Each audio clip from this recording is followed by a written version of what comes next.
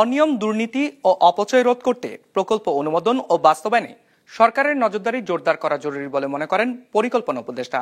বুধবার রাজধানীতে জাতীয় অর্থনৈতিক পরিষদের নির্বাহী কমিটির সভা শেষে সংবাদ সম্মেলনে এমন মন্তব্য করেন তিনি।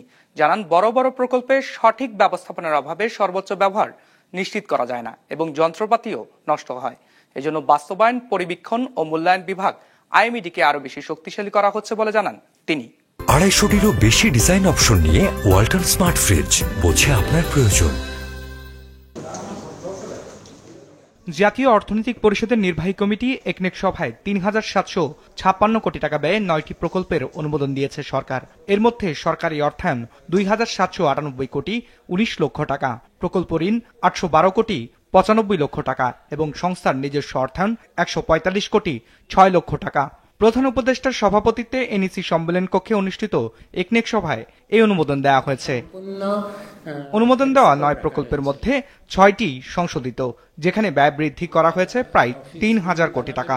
তবে একনেক পরবর্তী সংবাদ সম্মেলনে পরিকল্পনা উপদেষ্টা জানান, একনেকে অনুমোদন দেওয়া মানেই প্রকল্পের চূড়ান্ত অনুমোদন নয়। এরপরও বিভিন্ন ধাপে প্রকল্পের যাচাই বাছাই করা হবে। প্রকল্পকে তৈরি করা এবং বাস্তবায়ন করা, এই পুরোটার মধ্যে অনেক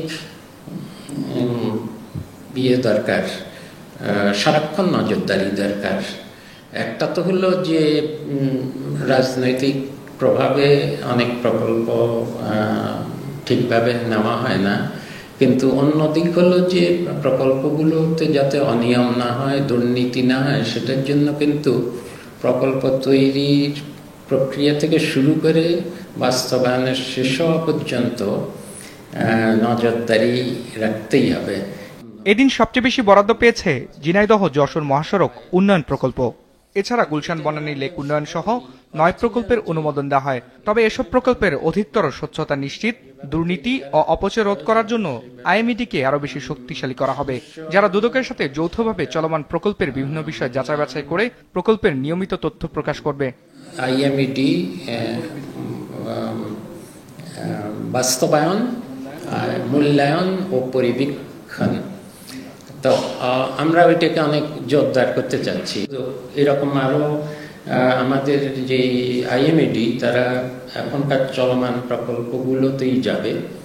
যেমন এই আজকেই একটা কমিটি তৈরি হচ্ছে, আন্তঃমন্ত্রণালয় কমিটি, যেখানে আমাদের প্ল্যানিং কমিশনেরও এটা করা হচ্ছে।